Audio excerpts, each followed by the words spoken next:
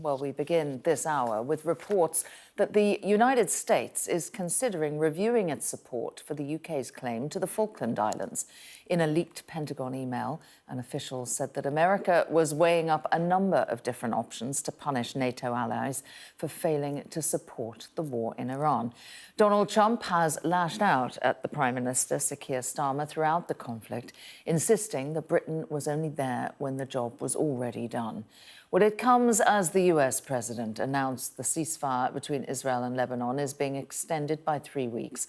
We'll have more on that for you in a moment. First, though, let's bring in our political correspondent, Rob Powell. Good morning to you, Rob. Now, this isn't an official document. It's a leaked Pentagon email. Just give us a little bit more of an idea about what it says. Yeah, reading this Reuters report quite closely, it doesn't appear that they have actually got hold of this email. They are quoting an anonymous US official who is talking about this email, which they say contains basically options for punishing NATO countries for their perceived reluctance to get more involved in the US war on Iran. Now, one of the options that is probably most eye-catching from a UK perspective is potentially changing the US's position, how it views the Falkland Islands. Now, of course, the Falklands, an archipelago in the South Atlantic, is a British overseas territory. It is governed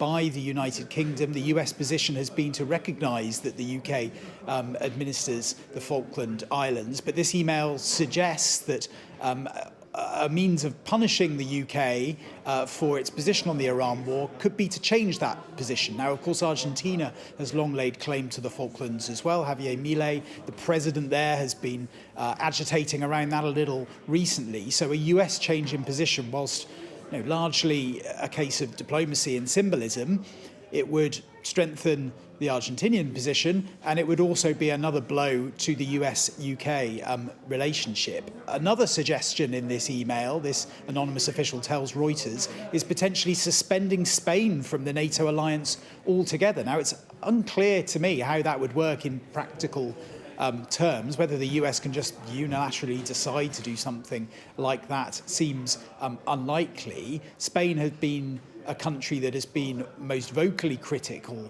about the US action into Iran and about Donald Trump more generally. We know that Donald Trump has lashed out at the Spanish government and administration over there quite frequently. I think maybe what this boils down to, more than necessarily this being set policy that could be round the corner, is a case of Trump trying to use this sort of stuff as a bargaining tool.